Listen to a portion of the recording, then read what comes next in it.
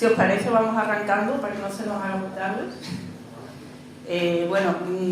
Lo primero, agradecer a Nuevo Green la invitación a estas jornadas, que me parece muy interesante, porque pienso que la formación es fundamental para trabajar en la eficiencia y en la sostenibilidad.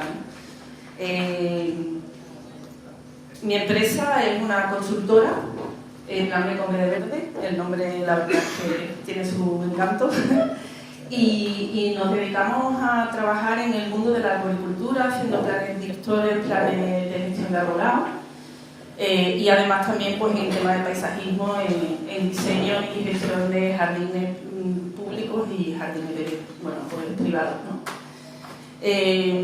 La idea, yo no vengo a hablar del césped, que ya estoy bien rodeada de expertos en césped, pero sí es verdad que lo que me gustaría es hacer un poco una reflexión, ¿no? Una reflexión de cómo podemos todos ser coherentes y cómo todos podemos colaborar en este cambio, porque realmente ya no es una necesidad, ya no es una opción. Ya no es una opción, es una necesidad, tenemos que cambiar y Pablo creo que lo ha dejado bastante claro. En esta diapositiva hablamos un poco de xerojardinería, algo que todos conocemos, yo no vengo a descubrir el mundo. Y la xerojardinería empezó en Estados Unidos en los años 70 con una grave sequía que hubo en el oeste del país y que condicionó el tener que empezar a hacer jardines basados en bajo consumo de agua. Silvia Bures, que fue un poco la que introdujo la xerojardinería en España en los años 80-90, empezó a hablar de jardinería eficiente en agua. Quiere decir que no estamos inventando nada nuevo, estamos hablando de lo mismo y llevamos muchos años. Lo que tenéis aquí a la derecha es un informe realizado en Estados Unidos en colaboración con la Universidad de Sheffield, donde se pone en valor la importancia de la jardinería para adaptarnos a este clima cambiante y cómo nosotros desde el sector profesionales verde tenemos que trabajar y comunicar, ¿vale? Creo que es uno de los problemas importantes hoy en día que tenemos que trabajar. Hay muchas acciones ya encaminadas a trabajar sobre el cambio climático, que realmente ya es una realidad y la tenemos que entender así. Por ejemplo, pues hace poco, ¿no? En el Jardín Botánico de la Concepción, de aquí de Málaga, que está muy cerquita, comienza una nueva ruta que realiza el Ayuntamiento de Málaga con la universidad. Esta ruta pretende empezar a informar y a educar el cambio climático a través de las plantas. O sea, todos tenemos claro que el verde empieza a ser una necesidad y realmente ¿qué es lo que ocurre en ese paso, ¿no? Esa diapositiva anterior, ¿no? ¿Qué ha pasado en eso entre la primera y la segunda, 2017? Pues empezamos a tener un vocabulario nuevo incluso, empezamos a hablar de infraestructuras verdes, empezamos a hablar de beneficios ecosistémicos, empezamos a cuantificar los beneficios, a hablar de soluciones basadas en la naturaleza, que creo que es un poco parte de lo que nos reúne aquí. O sea, creo que todos estamos un poco intentando trabajar en la misma línea. Creo que es importante que entendamos que seguimos trabajando lo mismo, ¿no? Esta primera foto es el típico xerojardín que todos hemos entendido toda la vida y que realmente pues creo que no hemos sabido vender y estamos haciendo lo mismo, no lo hemos sabido vender. ¿Por qué? Porque estamos vendiendo a nuestros clientes unos jardines verdaderamente áridos, agresivos, con pinchos. Y siempre estamos hablando de trabajar en jardines eficientes en agua. Sí es importante entender que un riego reducido o un riego eficiente no significa que no tenemos que regar. Lo que sí es cierto es que tenemos que adaptarnos en el tema de las especies y trabajar con nuevas especies, tanto en céspedes como estamos hablando, como en especies ornamentales. Esto de aquí de la derecha pues es un jardín hecho por nosotros donde realmente vamos buscando exactamente lo mismo y lo conseguimos, bueno, pues hemos cambiado las cubiertas esas agresivas con tanto árido por cubiertas con corteza de pino, con mulching, con restos vegetales triturados, restos de poda triturada, y empezamos a trabajar con volúmenes, con cromatismo, con estacionalidad. Creo que este cambio es importante, ¿no? Y sobre todo entender que parte, que ya lo dijo Rafael antes, yo vengo también un poco a defender esa parte de que todo no tienen que ser grandes praderas de efecto. Claro, a lo mejor me echa, pero... bueno, esta diapositiva un poco viene a pensar si tenemos que replantearnos un poco la situación, ¿no? Me parece que volvemos a hablar de lo mismo, no tenemos que caer en el fanatismo, ¿no?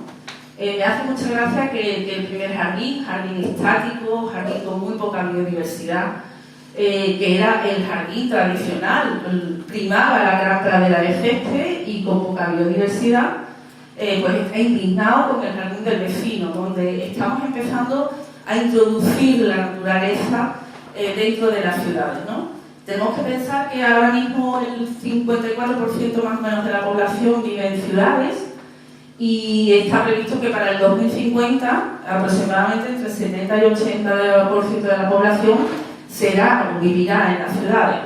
Por lo tanto, la ciudad es la clave. ¿Cómo tenemos que manejar la ciudad, no?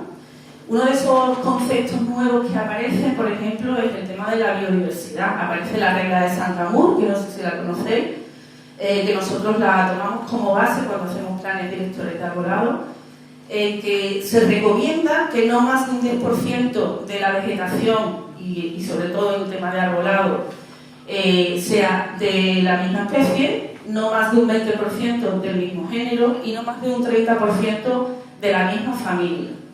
¿Vale? Esta regla nos marca, es verdad que hay otra tendencia un poquito más radical que baja del 10 al 5%, pero bueno, ahí andamos discutiendo un poco con generalmente los americanos son los que van marcando la pauta, ¿no? Y creemos también que es muy importante cambiar esa mentalidad de hablar metro cuadrado de verde por habitante o unidad de árboles por habitante, ¿vale? Tenemos que empezar a hablar de cobertura vegetal, ¿vale? Hay una nueva regla que está marcando un poco la tendencia en la gestión de las zonas verdes de las ciudades, que es el 330-300, no sé si la conocéis, que dice que toda persona, y eso va marcando también un poco la línea de trabajo en el tema de diseño, de los nuevos diseños, de la renovación urbana que se está dando y que no tenemos más remedio que marcarla también tenemos que seguir un poco, ¿no? No solamente Madrid, Barcelona y grandes ciudades, sino que todo eso lo tenemos que llevar a todos los municipios, ¿no? En esta regla, bueno, pues la tendencia es, o lo que se intenta es que toda persona, desde su casa pueda haber 3 árboles, que haya un 30% de cobertura vegetal en su barrio y que no haya más de 300 metros a una zona verde decente, ¿vale? No me vale un cachito de jardín mal cuidado, sino una zona verde donde verdaderamente se promocione el bienestar, ¿vale? La pandemia realmente ha sido un revulsivo. ¿Cuánta gente se ha dado cuenta que le faltaba el verde? ¿Y cuánta gente está intentando incluso cambiar, ¿no?, su forma de vida? ¿Por qué? Porque el verde es necesario, ¿vale? El verde nos da calidad de vida, bienestar. Y bueno, ahora cuando hablemos un poco de diseño, ¿no? Pues realmente el diseño es un arte y es un arte que conlleva muchísimas otras vertientes. Hablamos de psicología, hay muchos estudios científicos en los que ya se ha demostrado que tener algo verde cerca pues mejora las enfermedades en los hospitales. De hecho, en los hospitales pues, cada vez se van creando nuevas zonas verdes que las ventanas de las habitaciones tengan esa forma. ¿Qué nos pasa con la segunda? Nos tenemos que traer la naturaleza. La naturaleza tiene que entrar en la ciudad, pero tiene que estar y entrar bien pensado. O sea, tampoco vale una selva, ¿vale? Si es cierto que hay diversidad, pero tenemos que pensar muy bien cómo hacemos nuestros jardines, cómo mejoramos esa calidad del verde. Por ejemplo, en el tema de arbolado, no es solamente poner árboles, es dónde pongo los árboles. Yo trabajo con muchos arquitectos y realmente para ellos un árbol es un dibujito en un plano. No sé si acá habrá alguno, pero... y la realidad no es esa. Entonces, la realidad es que ni tanto ni tampoco. Creo que tenemos que empezar a entender un poco que el cambio tiene que ser y que nosotros como profesionales pues tenemos que participar en ese cambio. Y ese cambio pasa también por la comunicación y la formación, ¿vale? Este señor que corta el césped, pues a lo mejor no entiende qué es lo que está pasando en el jardín del vecino. Y tampoco tiene por qué entender, para eso estamos nosotros, ¿no? Que somos los que somos profesionales de esta historia. ¿Y cómo podemos hacer este cambio? Pues este cambio lo tenemos que hacer desde la parte de diseño. Esta diapositiva casi es como la explicación que ha hecho Pablo antes, ¿no? La jardinería realmente es un arte que pasa por proyectar, planificar, diseñar, comunicar, pero en esa fase de proyecto, en esa parte de planificación es fundamental, y me da igual que sea jardinería pública que privada, es fundamental pensar que trabajamos con el tiempo. Y por ejemplo, en el caso de los árboles llevan un tiempo o trabajan unos tiempos que no son los nuestros. Estamos muchas veces acostumbrados a comparar los árboles con los animales, ¿no? Y realmente son diferentes, somos diferentes y trabajamos a tiempos diferentes. Proyectar un jardín no es dibujar un plano precioso. Y proyectar un jardín, cuando yo hago un diseño de un jardín, tengo que estar pensando en la última diapositiva. Y es fundamental. ¿Por qué? Porque verdaderamente cuando hacemos jardinería, tenemos que pensar qué va a pasar con esas plantas en el futuro. Las plantas crecen, los árboles muchas veces tenemos de repente interferencias a fachada. ¿Por qué? Porque está mal puesto o porque la especie no es la adecuada. Entonces, pensamos que todo el proceso es un todo. O sea, el proceso desde que estoy imaginándome qué voy a colocar o hago un estudio de suelo, hago un estudio de clima, de zona, pues realmente tenemos que plantearnos qué va a pasar después. Y es verdad que trabajamos en un mundo en el que muchas veces nos tenemos que pelear con clientes o nos tenemos que pelear con arquitectos, con ingenieros, pero para eso estamos nosotros, ¿no? Para marcar esa pauta. Bueno, esto es un proyecto que hemos trabajado con un grupo de arquitectos y lo traigo porque creo que es importante que reflexionemos que tenemos que trabajar en equipos multidisciplinarios. Es fundamental que nos entendamos, ¿vale? Esto es un parque en Sanlúcar de Barrameda que conmemora la ruta de Magallanes y se hace una ruta botánica por todos los continentes por los que pasó Magallanes. Ha sido un trabajo un poco difícil, pero sí que es cierto que cuando hemos pensado en este diseño, hemos imaginado, ¿no?, que teníamos que pasar por América, pues teníamos que buscar especies procedentes o con origen americano. Pero teníamos que pensar también que es Sanlúcar de Barrameda y que hay poca agua y parte de este jardín es posible que se tengan que regar con agua potable. Entonces, tanto en las plantas ornamentales como en las zonas de pradera, pues hemos pensado en qué va a pasar en el futuro, ¿vale? En estas zonas de pradera, yo mi asesor de césped, Paco Cornejo, así que lo que hemos propuesto en el proyecto son, pues, zonización. ¿Por qué? Por todo, no voy a repetirlo, Pablo lo explica estupendamente. Es una especie que en un momento dado, si hay que disminuir el riego, tiene crecimientos más lentos, bueno, pues nos va a permitir en una jardinería pública donde además el mantenimiento no sabemos cómo va a ser. Hay muchos municipios, bueno, pues el mantenimiento es cortito o trabajamos con no muchos profesionales, en fin, en jardinería tenemos un poco de todo, entonces es complicado. En este caso, por ejemplo, toda la parte esta de la derecha, pues es un jardín existente, y lo que a mí me resulta muy curioso, que me imagino que os habrá pasado a mí, es que cuando los arquitectos o los ingenieros pintan un plano, los árboles son como si fueran farolas, y el camino le pasa pegado al tronco, ¿vale? Eso no puede ser, para eso estamos nosotros. En este caso, el grupo de arquitectos con el que hemos trabajado, pues eran gente sensible que realmente, bueno, pues nos ha permitido trabajar en equipo. Pero ahora hablaremos un poquito del tema de arbolado, ¿no? Otra forma de hacer, cómo distribuimos los espacios, ¿no? Esto es un jardín que hemos hecho en Zahora, un jardín de una persona que venía de Santander y que solo quería césped, ¿vale? Nada más quería césped, quería que entrase en su casa, que era una parcela bastante grande, y nada más tener superficie de césped. Bueno, pues verdaderamente pensamos que el césped tiene que estar, lógicamente, pero que hay espacios para otras cosas, ¿vale? En este caso, bueno, pues se han distribuido los espacios de manera que las zonas de césped se han quedado en la zona de uso, entendiendo que esa zona de uso es la que realmente tiene que tener una pradera. Este es el mismo jardín, y en este caso, bueno, pues para mi gusto, quizás al olivo no le hace falta el césped, no le hace ninguna falta.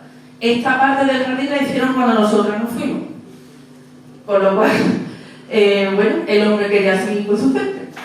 Pero realmente, si nos planteamos la sostenibilidad y la eficiencia, a ese olivo, la convivencia entre los árboles del césped no es fácil, y un olivo sabemos lo que es, ¿no? Que vive en zona seca, y si le plantamos encima una pradera de césped, pues el cliente dentro de 3 años me va a llamar para decirme: oye, ¿qué hago con el olivo que se está muriendo? Pues claro, pues la solución es posiblemente o utilizar céspedes con muy bajo consumo de agua que me permitan reducir muchísimo los riesgos, o trabajar con otro tipo de especies pues autóctonas, ¿no?, que acompañen al olivo.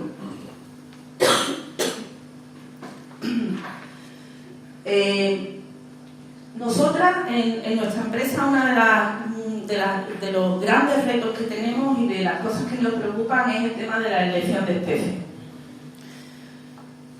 ¿Y cómo colocamos esas especies en el jardín? Hoy en día verdaderamente tenemos la suerte de que empieza a haber muchísimos cultivares de plantas, y no estoy hablando solo de plantas autóctonas. Plantas autóctonas sí, pero plantas exóticas también, siempre y cuando cumplan esa función. ¿Y por qué? Porque realmente lo que necesitamos muchas veces, y sobre todo a mí me pasa en jardinería pública, ¿no?, que me dicen: no, el jardín tiene que ser de plantas autóctonas. Y yo a veces pienso: ¿pero autóctonas de qué? ¿Del hormigón? ¿De las canalizaciones?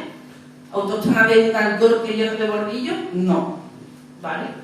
Sí es cierto que tenemos que trabajar con especies que se adapten al clima mediterráneo. Nosotros trabajamos, por ejemplo, mucho con Cultidelta, que es una empresa que tiene campos de experimentación y que lleva al límite, en sus campos de experimentación, lleva al límite a nivel de tratamiento hídrico a muchas especies.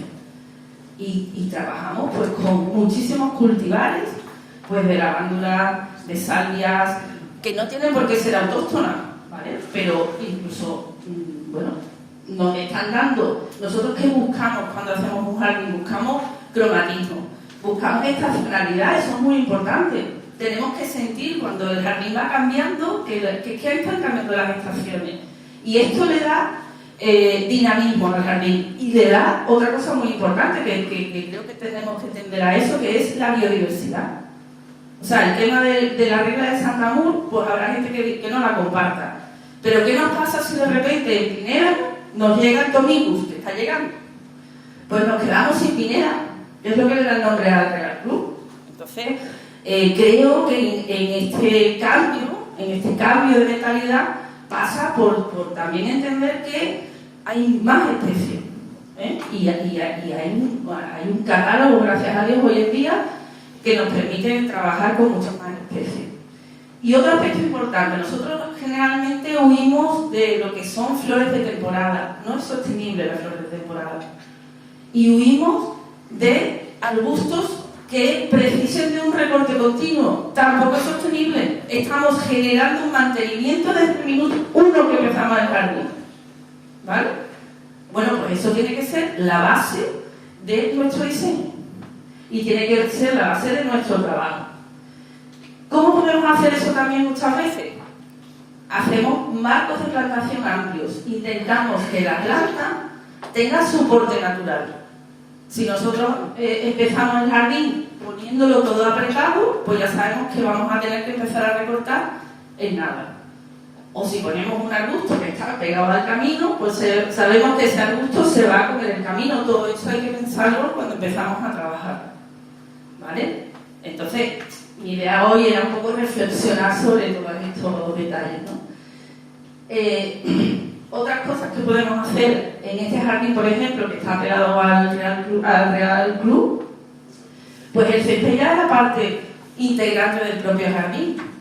¿Qué hacemos? Pues intentamos reducir zonas de césped, dejando el césped en las zonas de uso, que efectivamente, ¿no? Es lógico que queramos tener una pradera, pero podemos ir reduciendo y metiendo plantas mediterráneas, de clima mediterráneo, que además me den más biodiversidad, que me permita, estáis todos hablando de la legislación de fitosanitario, pues tenemos que empezar a pensar que Javier lo ha puesto, que hay especies que me sirven para tener insectos auxiliares. Entiendo que en el césped pues es más complicado, en un campo de golf, pero sí que en jardinería pública o doméstica sí que podemos empezar a pensar que podemos tener en esa zona un nicho de fauna o de insectos que me puedan servir para controlar bueno, pues ciertas plagas, ¿no? Bueno, son más ejemplos de jardines que hacemos un poco, fijaros que los marcos de plantación son más o menos amplios y bueno, intentamos mezclar también muchas texturas, ¿no? Que nos den coloridos durante todo el año. ¿Y por qué no? Creo que también se ha hablado hoy un poco, ¿no? Hay otras alternativas a las praderas convencionales. En las zonas donde no justificamos el uso de pradera, hay muchas plantas tapizantes, por ejemplo, el Ericium calvicianum es una planta magnífica que estoloniza ella sola, que está prácticamente todo el año lleno de flores y hace macollas, ¿no? Bueno, pues creo que puede ser una opción estupenda.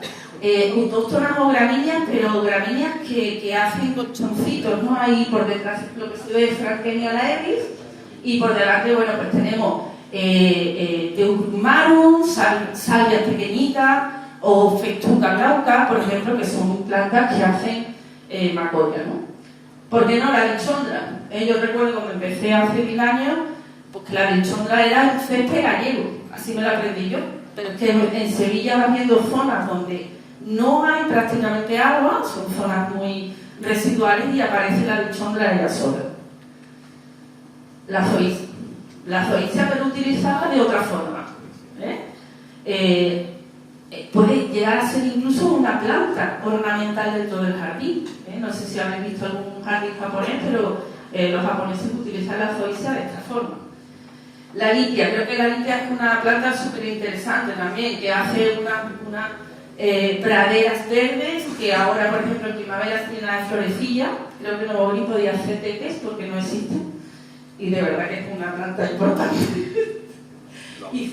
Apunta. Es que es difícil de encontrar además. Vale, daremos, pero a cambio de algo.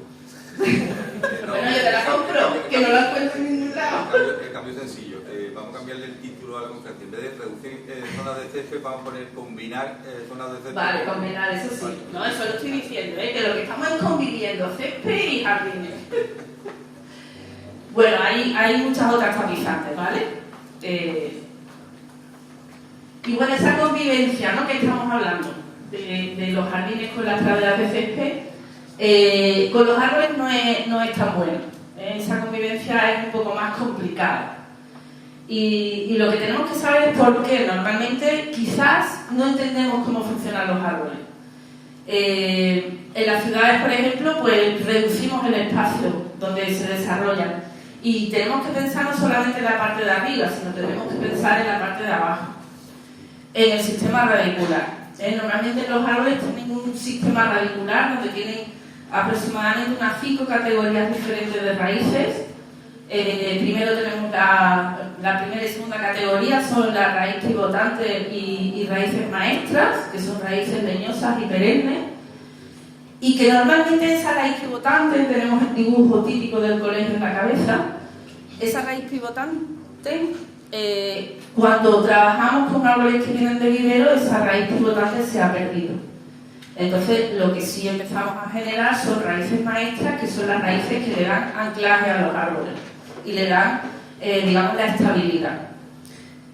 Después tenemos un grupo de raíces que son colonizadoras y raíces exploradoras, que son las que son raíces, son raíces caducas, que se van renovando continuamente, que pasan a ser leñosas en muchos casos, y que forman parte, digamos, de la estructura principal de las raíces. Bueno, después tenemos el gran grupo de raíces absorbentes, que se extienden muchísimo y que trabajan sobre todo en horizontal. ¿Y qué nos ocurre, no? Por ejemplo, este es un pino que se nos cayó este año en Pineda, en una pradera de césped. Las raíces son oportunistas y se desarrollan dependiendo de la heterogeneidad del suelo. ¿Qué nos ocurre muchas veces en las praderas? Que las praderas de césped tenemos un sustrato magnífico en la parte de arriba y tenemos un riego continuo. Y los árboles son como nosotros, que si estamos muertos de sed y el primer bar que está allí, aunque sea cutre, tiene una flor fresquita, nos vamos al primero, seguro. ¿Vale? Con los árboles pasa muchas veces lo mismo. Entonces, ¿qué ocurre? Sobre todo en el tema de las coníferas, que no se llega a desarrollar esas raíces maestras, ni esas raíces de anclaje, y se hacen sistemas radiculares muy superficiales y con poca raíz leñosa de anclaje. En el caso de los pinos, que tenemos unas copas importantes que hacen, y densas, que hacen mucha resistencia al viento, pues cuando hay de exceso de agua, hay una pérdida de cohesión que normalmente son las que hacen que los árboles se caigan. El caso de la izquierda es un poco diferente, también es un jardín que hemos hecho con una gran pradera de césped, en la que aquí nos costó mucho trabajo negociar el espacio del árbol, ¿vale? Porque césped, no, sí, césped por supuesto, pero debajo de los árboles unas encinas que llevan 60 o 70 años viviendo en una dehesa, pues ahora tenemos el problema de qué hacemos con las encinas. Las encinas están en regresión, si las veis, y bueno, creo que en este caso hay que robarle un poco de espacio al césped para permitir que esas interacciones que hay en el suelo funcionen. Mirad, esta es la portada de un libro de Stefano Mancuso, que no sé si lo conocéis, es un investigador italiano que se dedica a estudiar la inteligencia de las plantas y a estudiar los sentidos. Él dice que las plantas, por supuesto, tienen nuestros 5 sentidos, pero 15 más. Verdaderamente, las plantas llevan en la Tierra mucho más tiempo que nosotros, por lo tanto, se han adaptado y han sido capaces de sobrevivir y encima sin moverse. Porque a ti te pega una patada a un perro y cuando te ha visto 3 veces sale huyendo, pero el árbol se ha tenido que adaptar sin moverse, con lo cual las capacidades, digamos, de adaptación pues son infinitas. Y bueno, ponía esta diapositiva por entender que los árboles, por ejemplo, se comunican entre ellos. El sistema radicular, y sobre todo cuando tenemos especies iguales, están conectados. El suelo es una gran red de internet llena de raíces. Y además tenemos, por ejemplo, las micorrizas, ¿vale? ¿Y qué le pasa a la simbiosis? Las micorrizas son hongos que están en el suelo y que permiten al árbol realizar la absorción. Es una simbiosis en que el árbol le da a esa micorriza azúcares, pero La micorriza, que las hay externas e internas que se meten dentro de las raíces, son las que permiten ese intercambio, esa osmosis, ¿vale? Para que haya absorción. Y después otra cosa curiosa, en las hojas se producen auxinas, y las auxinas son las que mandan un estímulo a las raíces para que se desarrollen, para que funcionen. Y en las puntas, en las raíces, se producen citoquininas, que son las que mandan los estímulos a la parte aérea para que haya brotaciones, hojas, etc. ¿Qué nos ocurre muchas veces cuando trabajamos árboles y céspedes? Que además de que hay un exceso de agua, los árboles y las plantas para vivir no solo necesitan agua, necesitan oxígeno porque las raíces respiran, pues cuando hay un exceso de agua perdemos cantidad de oxígeno, con lo cual lo que estamos perdiendo es parte y capacidad de absorción del sistema radicular. Y eso nos pasa muchas veces, por ejemplo, con esas encinas. Y después, además, el trabajo de las micorrizas no funciona igual de bien. Muchas veces los tratamientos fitosanitarios, yo, por ejemplo, en Pineda tengo discusiones de, por favor, no echéis herbicida, no le echéis al lado de los árboles, porque al final los árboles vienen hacia atrás. Entonces creo que es importante que nos replanteemos un poco cómo trabajar, ¿no? No es simplemente entender cómo funciona el árbol y cómo tenemos que trabajar los árboles en las zonas de césped, ¿vale?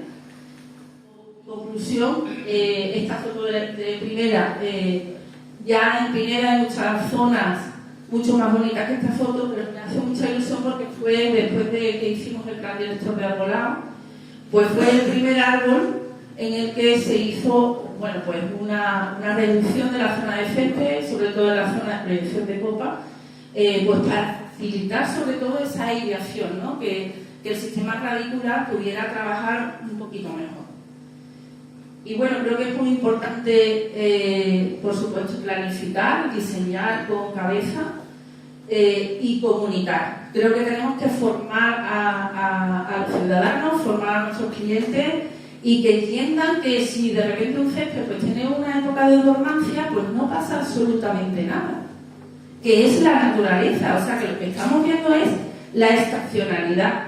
Igual que nosotros lo queremos transmitir con los parterres, pues nosotros tenemos que transmitir que esa dormancia forma parte de la naturaleza, tanto que presumimos que queremos acercar la naturaleza a las ciudades. Entonces, creo que como profesionales, un poco lo que quería era reflexionar sobre esto. Tenemos una labor importante que hacer, que es comunicar y formar a las personas para que entiendan la naturaleza. No todo el mundo tiene por qué saberlo, pero sí nosotros comunicarlo. Y ya está, muchas gracias. Porque hay muchas personas que no nos entienden o no nos quieren escuchar y por supuesto coexistir, ¿no? ¿Cuál es la relación ideal de árbol y habitante? No hay relación de árbol y habitante. Perdona, pero es que acabo de pasar un buen resfriado.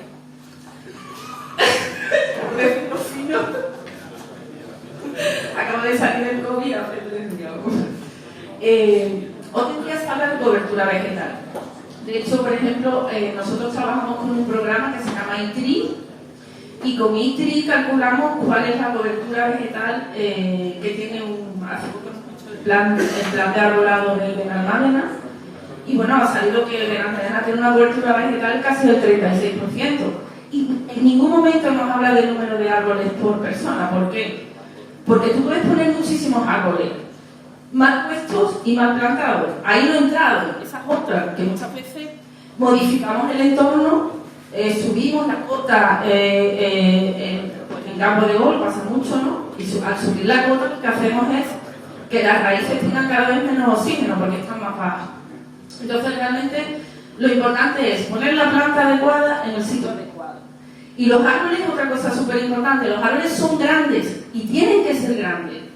O sea, tenemos que intentar la no intervención. Yo no puedo poner un árbol en el que mañana tenga que empezar a podarlo. Es que los árboles no hay que podarlos.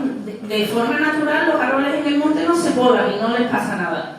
¿Qué nos pasa muchas veces con los pinos o las coníferas? Que nos ponemos a resubirlas y lo que hacemos es subir el brazo de palanca.